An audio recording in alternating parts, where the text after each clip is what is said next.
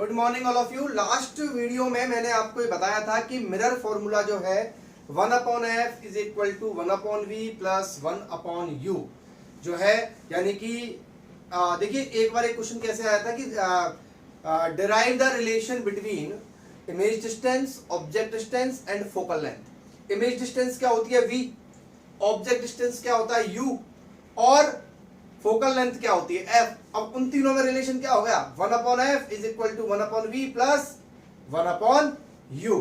तो आज का अपना टॉपिक है, नेक्स्ट अपना टॉपिक है मैग्निफिकेशन। तो आई थिंक आपने मिरर फॉर्मूले तक कर लिया होगा। नेक्स्ट टॉपिक है अपना मैग्निफिकेशन।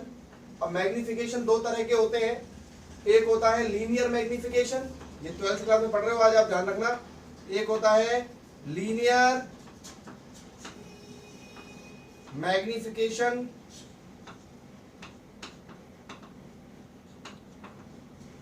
और एक होता है एंगुलर मैग्निफिकेशन।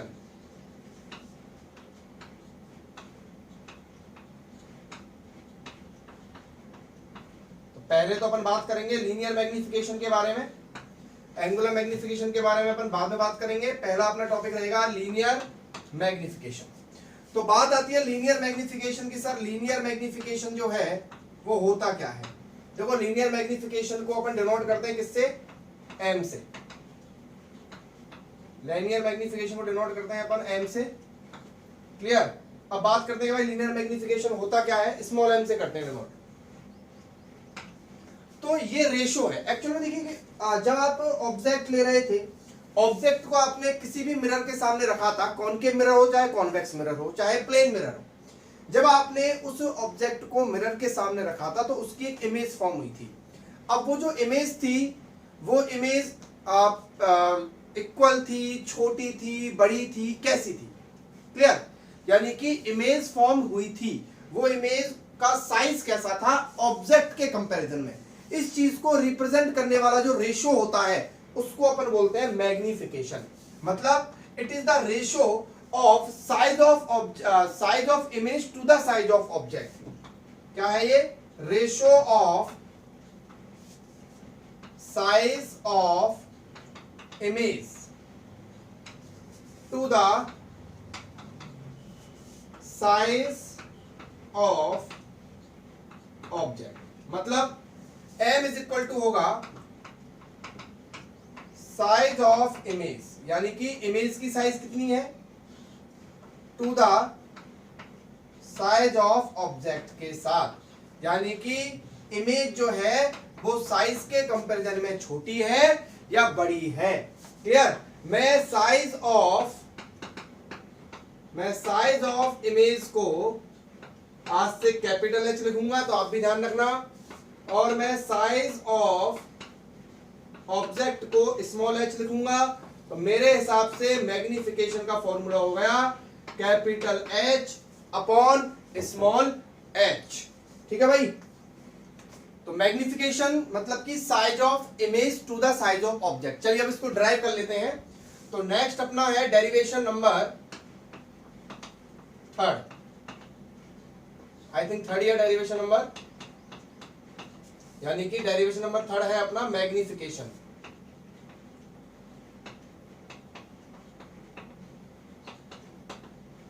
ठीक है भाई?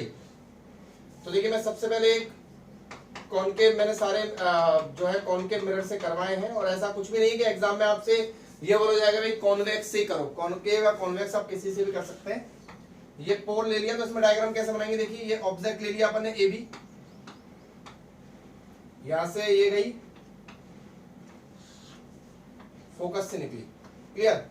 अब अगला पोल पे दो सीधा, अगला वाला रूल जो है वो पोल पे लगाइए। पोल पे इस तरीके से लगाया मैंने, तो ये पोल से इस तरीके से, तो यहां पे ये जो है इसको ले लेता हूं मैं A' B'। क्लियर? अब देखिए ये एंगल और ये एंगल बराबर होगा। अब मैं यहां पर जो ट्राइंगल ले रहा हूं वो एक तो ले रहा हूं ट्राइंगल APB और एक ले रहा हूं एंड ट्राइंगल A''P B'। आप चेक कर लीजिए APB और A''P'B कौन सा है। देखिए बी पी, ये ऊपर वाला ट्राइंगल ये वाला, ठीक है, और एक ए डैश पी बी डैश ये वाला। क्लियर? इसमें ये 90 और ये एंगल थीटा और ये एंगल थीटा, यानी ये बराबर है।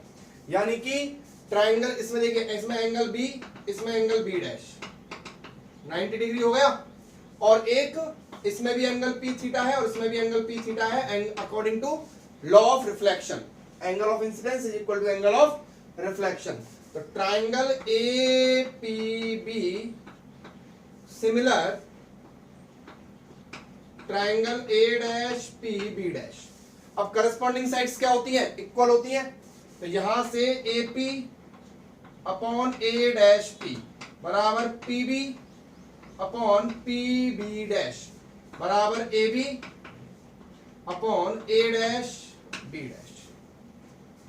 अब देखिए, एक तो अपन को A B upon A dash B dash ले लेना है, तो मैं उल्टा ले लेता हूं उसको, A dash B dash upon A B ये ले लेता हूं, बराबर साइड में ले लेता हूं इसके मैं P B dash upon P B. अब बताइए ए डैश बी डैश क्या है? ए डैश बी डैश क्या है? साइज ऑफ इमेज, क्योंकि ये इमेज है, ये वाली चीज क्या है? ये इमेज है। क्लियर? और ये ऑब्जेक्ट है, ठीक है। तो ए डैश बी डैश क्या है? इमेज। इमेज की जगह मैं रखता हूं एच। मैंने बोला कि इमेज की हाइट में क्या लूंगा? एच लूंगा, और ए बी क्या है? ऑब्जेक्ट, तो इसकी जगह ले लेता हूं मैं एच।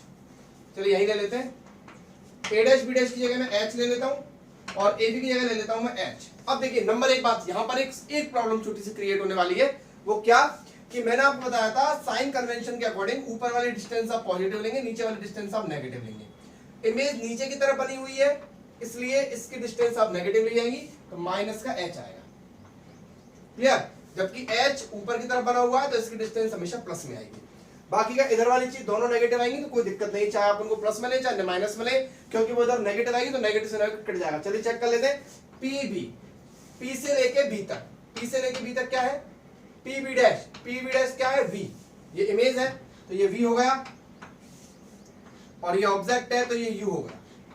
तो माइनस में ले लो इनको भी, माइनस का वी और नीचे माइनस का यू। तो देखो मैंने बोला था माइनस से माइनस कट जाएगा, इसलिए मैंने जो मिरर फॉर्मूला था उसमें मैंने साइन का कोई लफड़ा नहीं रखा था। क्यों? क्योंकि सब कुछ इधर था तो नेगेटिव नेगेटिव कट गया था। अब आप समझ गए होंगे कि मैं सारे डेरिवेशन जो है कॉनकेव से क्यों करवा रहा हूं। उसमें आपको ज्यादा बेटर, क्योंकि कॉन्वेक्स में क्या होगा? ऑब्जेक्ट इधर रखोगे, इमेज उधर बनेगी, फोकल लेंथ भी उधर होगी, तो थोड़ा सा माइनस प्लस में आपको दिक्कत हो जाएगी।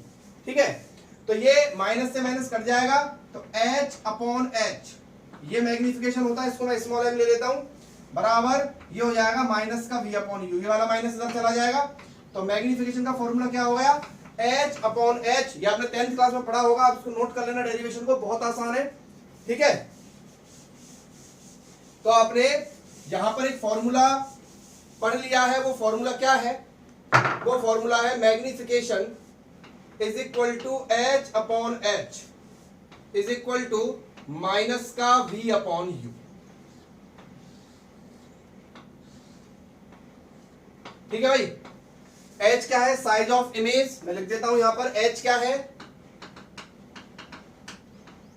साइज ऑफ इमेज, और एच क्या है? Size of object. क्लियर? और माइनस का वी अपॉन वी क्या है? Image distance. मैं लिख देता हूं उसको भी, वी क्या है? इमेज डिस्टेंस, और यू क्या है? Object distance. आसान। ठीक भाई, तो माइनस आएगा, ध्यान रखना, माइनस का वी अपॉन यू या फिर एच अपॉन एच। चलिए अब थोड़ा सा अपन डिस्कशन कर लेते हैं कि भाई और मैग्निफिकेशन के बारे में। तो मैग्निफिकेशन का फॉर्मूला क्या है? दोबारा लिख देता हूं मैं, मैग्निफिकेशन का फॉर्मूला है एच अपॉन एच या माइनस का वी अपॉन यू। चलिए बात करते हैं इसके बारे में और थोड़ा सा। देखिए, अब मान लो कि अगर मान लो ऑब्जेक्ट जो है, पहला केस, केस 1 बहुत इंपॉर्टेंट है, ध्यान रखना, न्यूमेरिकल्स के लिए बहुत इंपॉर्टेंट है। बाकी का थ्योरी से रिलेटेड इससे कोई क्वेश्चन नहीं आएगा, लेकिन अगर मान लो टफ न्यूमेरिकल आ गया तो आपको ये चीज बहुत काम आने वाली है। अगर मान लो ऑब्जेक्ट जो है वो इमेज से बड़ा है, मान लो अगर ऑब्जेक्ट जो है वो इमेज से बड़ा है, क्लियर? तो ऑब्जेक्ट अगर इमेज से बड़ा है तो बेटा देखो एच जो है वो एस से बड़ा है, एच जो है यानी कि ऑब्जेक्ट की साइज एच है, एच और एच से बड़ा है, तो यहां पर एच अपॉन एच वो लेस देन 1 होगा नहीं होगा बताओ भाई? H upon H less than 1 होगा।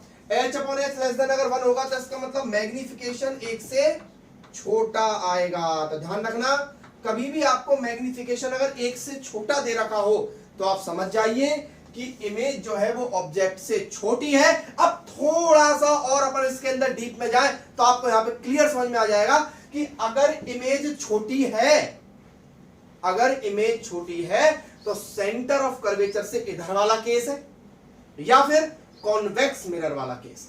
क्लियर? क्योंकि कॉन्वेक्स मिरर में ही इमेज छोटी बनती है या फिर सेंटर ऑफ कर्वेचर से इधर की तरफ हो, इंफिनिटी की तरफ हो, तो ही जाके इमेज जो है वो छोटी बनती है। अदरवाइज तो कितनी सारी हिंट आपको क्वेश्चन के अंदर इन चीजों से मिल सकती है।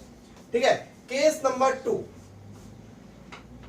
केस नंबर 2 है कि अगर ऑब्जेक्ट जो है वो इमेज से छोटा हो, तो ऑब्जेक्ट अगर इमेज से छोटा हो तो h upon h is greater than 1 होगा क्योंकि इमेज बड़ी है।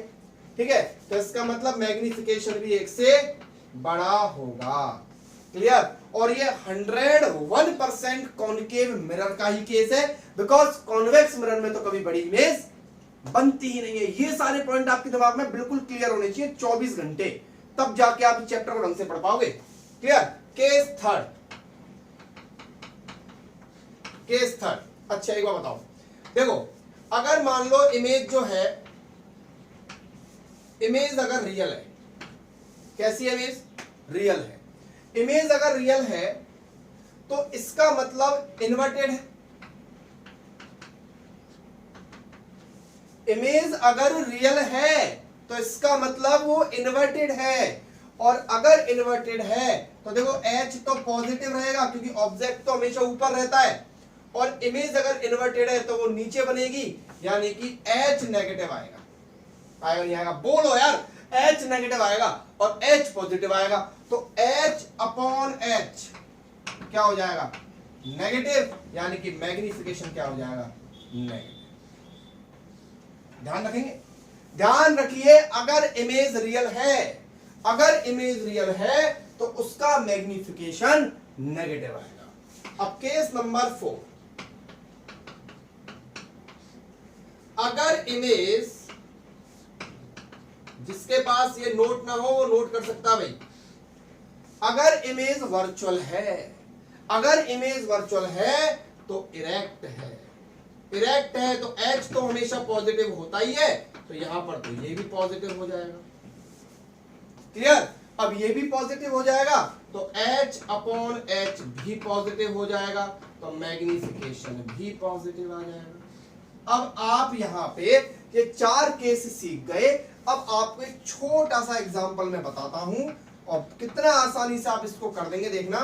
आपको मैग्निफिकेशन दे रखा है प्लस का 2.5, तो आप बताइए फाइंड मिरर, कि ये मिरर कौन सा है। देखिए केवल और केवल मैग्निफिकेशन से मिरर बता सकते हैं। 10th क्लास में इतना कुछ नहीं सीखते हैं अपन, लेकिन 12th क्लास में कंपटीशन एग्जाम्स के अंदर, खासकर मेडिकल वाले बच्चों के लिए, जो नीट वाले बच्चे हैं, उनके लिए तो बेहद इंपॉर्टेंट है कि आपको मैग्निफिकेशन से मिरर निकालना आना चाहिए। अब देखिए मैग्निफिकेशन के लिए आप देखिए कि मैग्निफिकेशन दे रखा प्लस में, और प्लस का मतलब होता है, मैग्निफिकेशन अगर प्लस में है तो इसका मतलब इमेज वर्चुअल है, और वर्चुअल इमेज दो ही मिरर बनाते हैं, या तो कॉनकेव मिरर बनाता है या कॉन्वेक्स मिरर बनाता है। क्लियर है? तो सर वर्चुअल इमेज है, या तो कॉन्वेक्स भी हो सकता है और कॉनकेव भी हो सकता है। उसके बाद आइए प्लस है, लेकिन आगे देखिए क्या है, 2.5 का मतलब है मैग्निफिकेशन 1 से बड़ा है। 2.5 1 से बड़ा होता है ना, तो 2.5 1 से बड़ा है मतलब कि इमेज बड़ी है, और कॉन्वेक्स मिरर तो हमेशा छोटी इमेज बनाता है। तो कौन सा मिरर है बच्चों? मिरर है कॉनकेव।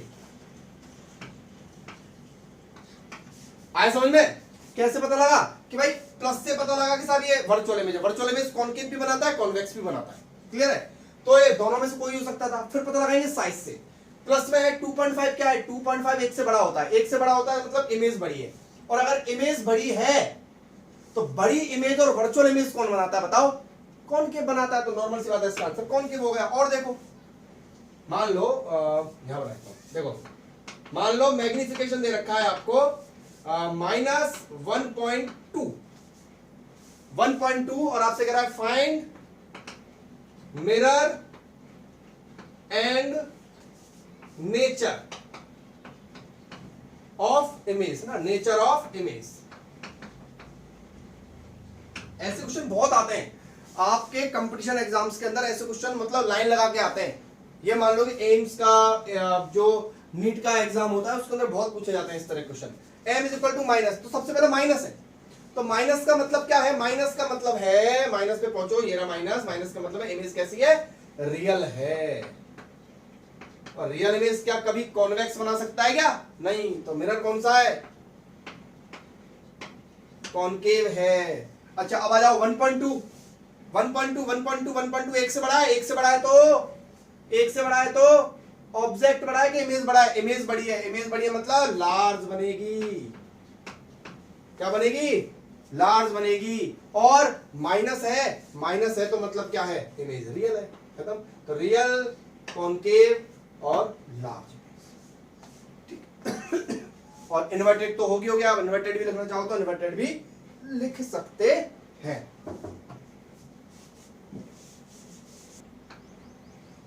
AIEEE 2008 का एक क्वेश्चन है, calculate the distance of an object of height h from a concave mirror of focal length 10 centimetre so as to obtain a real image of magnification 2। तो आपको क्या क्या दिया हुआ है, देखिए फोकल लेंथ, कॉनकेव मिरर है, कौन सा मिरर है, कॉनकेव मिरर, तो फोकल लेंथ नेगेटिव होगी क्योंकि फोकल लेंथ कॉनकेव मिरर की इधर होती है, देखिए कैसे, ये कॉनकेव मिरर है, इधर होता है इसमें फोकस, इधर की तरफ मेजर की जाती है, मैंने पहले बताया हुआ है। तो कितनी है फोकल लेंथ, 10 सेंटीमीटर, यानी कि माइनस का 10 सेंटीमीटर। 10th क्लास वाली न्यूमेरिकल्स तो आप खुद भी कर सकते हैं, एक बार 10th क्लास की एनसीईआरटी से जितने भी न्यूमेरिकल्स 10th क्लास में दिए हुए हैं उनको कर लें एक बार आप, ठीक है। तो फोकल लेंथ 10 सेंटीमीटर दी हुई है, so as to obtain a real image of magnification, magnification दिया हुआ है 2, तो मैं अपने आप माइनस कर देता हूं उसको, क्यों, क्योंकि रियल इमेज, और रियल इमेज का मैग्निफिकेशन क्या होता है, माइनस में होता है। तो रियल इमेज का मैग्निफिकेशन आपने किस में लगा दिया, माइनस में लगा दिया, तो ये हो गया आपका माइनस का 2 हो गया, क्लियर। अब वी नो दैट कि m इज इक्वल टू होता है माइनस का v अपॉन u, क्या होता है, m इज इक्वल टू क्या होता है, माइनस का v अपॉन u होता है। m की जगह माइनस का 2 बराबर माइनस का v अपॉन u, माइनस से माइनस कैंसिल, तो v बराबर क्या आ गया, 2u।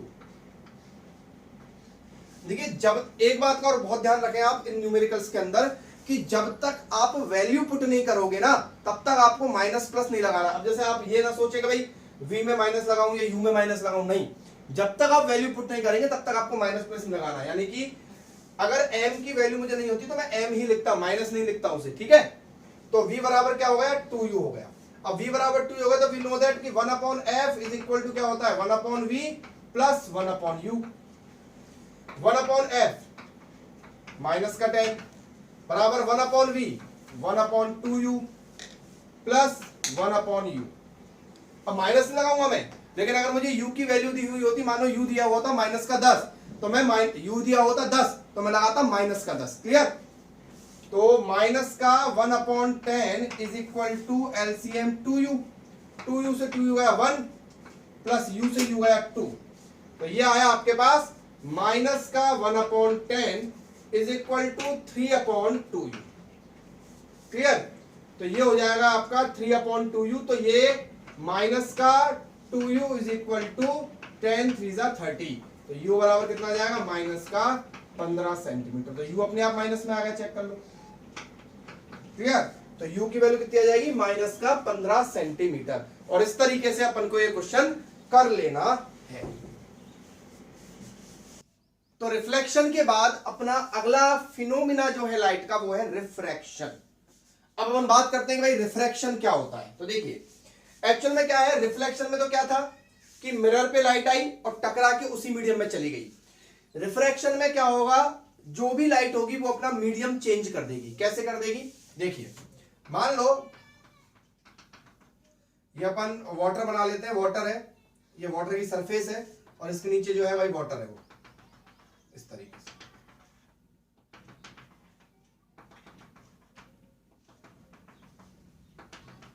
ठीक है, ये सरफेस का नॉर्मल हो गया जो नॉर्मली होता ही है। अब मान लो लाइट आई इस तरीके से। अब देखो लाइट जब आई है, ये इंसिडेंट लाइट है, ये इंसिडेंट लाइट है। अब ये लाइट आई, अब लाइट यहां पर पॉलिश तो होनी नहीं जो भाई लाइट वापस चली जाएगी, ठीक है। तो लाइट क्या होगा, जब जानी चाहिए थी ऐसे, सीधी कैसे जानी चाहिए थी, लाइट आई है तो भाई ऐसे जानी चाहिए थी, ऐसे। लेकिन लाइट क्या होगा, थोड़ी सी जो है वो नॉर्मल की तरफ बेंट हो जाएगी। मान लो कि ये एंगल आई है, ये एंगल आर है, ठीक है, ये एंगल ऑफ इंसिडेंस है। अब की बार ये वाला एंगल एंगल ऑफ रिफ्रैक्शन कहलाएगा। क्लियर है, ये आपका मीडियम 1 है और ये आपका मीडियम 2 कहलाएगा। क्लियर है, ये मीडियम 1 है, ये आपका मीडियम 2 कहलाएगा। आप देखिए कि लाइट आई और ये एंगल ऑफ इंसिडेंस है, ये एंगल ऑफ रिफ्रैक्शन है। क्लियर, लाइट थोड़ी सी नॉर्मल की तरफ मुड़ जाएगी। अब इसी केस को अगर मैं उल्टा कर दूं कि भाई वाटर वापस नीचे ही है,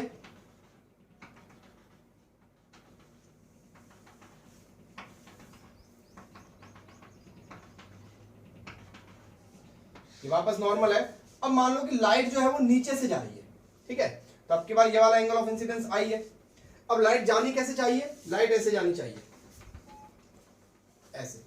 लेकिन लाइट ऐसे ना जाकर क्या होगा, लाइट थोड़ी सी नॉर्मल से दूर हट जाएगी। इसमें क्या हुआ था, नॉर्मल की तरफ आई थी लाइट, इसमें क्या हुआ, नॉर्मल से दूर हट जाएगी और ये एंगल हो जाएगा आर। ये वापस मीडियम 1 है, इस मीडियम को मैं एयर मान लेता हूं, ऊपर वाला मीडियम एयर है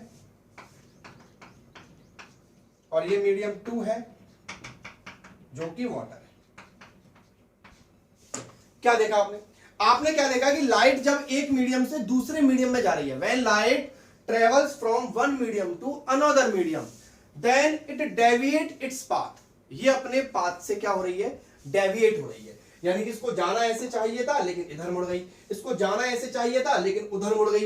यानी कि क्या हुआ, कभी तो वो नॉर्मल की तरफ मुड़ जा रही है, कभी वो नॉर्मल से दूर होती जा रही है। यानी कि कब हो रहा है ऐसा, जब मीडियम जब लाइट जो है वो एक मीडियम से दूसरे मीडियम में जा रही है। क्लियर, यानी कि जब लाइट रे when light rays travel from one medium to another medium, then they deviate from their path, and this phenomena of light is called refraction of light. Question number 2, ये तो हुआ कि भाई रिफ्रैक्शन ऑफ लाइट क्या होता है। Question number 2 कि refraction जो है फिनोमिना वो होता क्यों है, तो उसको समझिए भाई क्यों होता है रिफ्रैक्शन फिनोमिना। देखिए क्या होता है कि जब आप मान लो कि आप भाग रहे हो, जोर से भाग रहे हो, आप एयर में भाग रहे हो और भागते भागते भागते भागते जो है पानी आया और आप यहां तक जो है कमर से ऊपर तक आप पानी में धंस गए, पानी में आप अंदर चल रहे हो। तो जितनी स्पीड में आप एयर में भाग रहे थे, क्या उतनी ही स्पीड में आप पानी में भाग पाओगे, नहीं भाग पाओगे। तो क्या हुआ, यानी कि मेन फैक्टर क्या हुआ, आपकी स्पीड चेंज हो गई। समझ रहे बात को।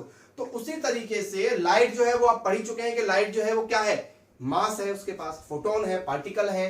तो जब लाइट एक मीडियम से दूसरे मीडियम में जाती है तो होता क्या है कि उसके जो पार्टिकल्स होते हैं मीडियम के, वो उसकी स्पीड पे इफेक्ट डाल देते हैं। किस पे इफेक्ट डाल देते हैं, स्पीड पे इफेक्ट डाल देते हैं, जिससे उसकी स्पीड या तो बढ़ जाती है या कम हो जाती है। तो इस वाले केस में क्या हुआ कि लाइट जब एयर से आ रही थी तो यहां देखिए, यहां वाटर है, वाटर के पार्टिकल जो होते हैं वो एयर के पार्टिकल के कंपैरिजन में बहुत पास पास होते हैं। जहां पास पास हो जाते हैं पार्टिकल, मतलब डेंसिटी बढ़ जाती है। नॉर्मल सी बात है, जहां पार्टिकल पास पास हो जाते हैं वहां डेंसिटी बढ़ जाती है और रन करने के लिए हमको स्पेस कम मिल पाता है।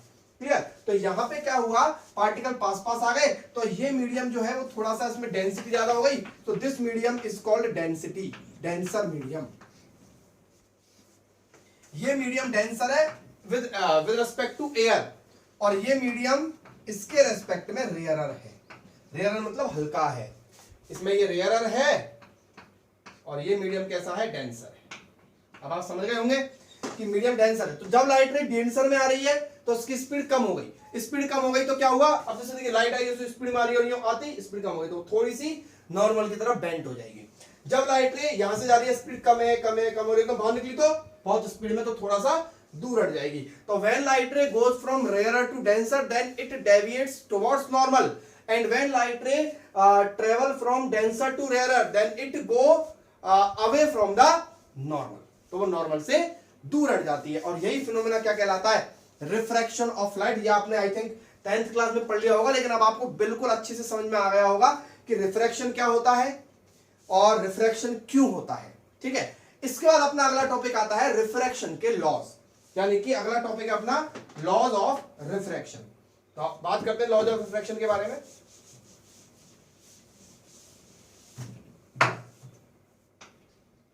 Laws of refraction,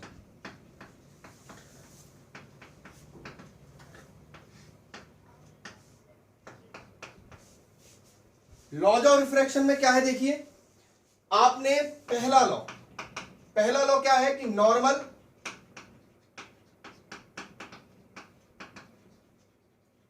incident ray and same ray बिल्कुल refracted ray all lie in same plane. इस वाले लॉ का जो डेरिवेशन है वो भी अपन वेव ऑप्टिक्स के अंदर पढ़ेंगे। क्लियर। दूसरा लॉ सबसे इंपॉर्टेंट है, वो क्या है कि sine i upon sine r, sine i upon sine r. I क्या है, एंगल ऑफ इंसिडेंस, आर क्या है, एंगल ऑफ रिफ्लेक्शन। इसमें आई और आर बराबर नहीं होते, ध्यान रखना। आई और आर कैसे बराबर हो जाएंगे, देखिए इसमें क्या है, इसमें आर जो है वो आई से बड़ा होगा, और अगर लाइट रेयरर से डेंसर में जाएगी तो उसमें आर जो है वो आई से छोटा होगा। ध्यान रखना, ये भी बहुत इंपॉर्टेंट बात है समझने वाली। कैसे कि आई अगर आर से बड़ा है तो समझ जाओ लाइट रे रेयरर से डेंसर में गई है, और अगर आर आई से बड़ा है तो समझ जाओ लाइट रे डेंसर से रेयरर में आई है। क्लियर है। तो sine i upon sine r का जो रेशो है वो हमेशा कांस्टेंट रहता है। क्लियर, ये दूसरा लॉ है इसका। ठीक है, इस लॉ को अपन स्नेल्स लॉ भी कहते हैं। क्या बोलते हैं, स्नेल्स लॉ। इसके बारे में अभी अपन डिटेल में चर्चा करेंगे। आपने पढ़ा होगा कि 10th क्लास में कि ये कांस्टेंट क्या कहलाता है, रिफ्रैक्टिव इंडेक्स कहलाता है। ठीक है, ये आएगा और बहुत अच्छे तरीके से आपको डिटेल में पढ़ाऊंगा मैं रिफ्रैक्टिव इंडेक्स क्या होता है। तीसरा लॉ मैं आज बना देता हूं। तीसरा लॉ ये है कि जब भी लाइट रे एक मीडियम से दूसरे मीडियम में जाती है तो ऐसी कौन सी चीज है जो चेंज नहीं होती है, वो है फ्रीक्वेंसी।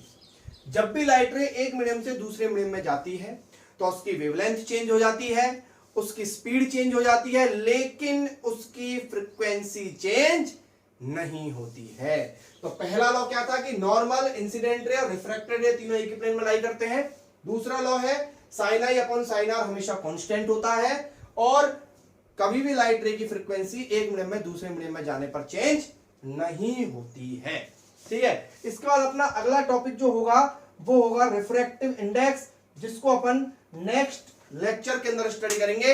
अगला लेक्चर अपना केवल रिफ्रैक्टिव इंडेक्स का होगा, बहुत बड़ा होगा, बहुत सारे न्यूमेरिकल्स करेंगे उसके अंदर। Thank you.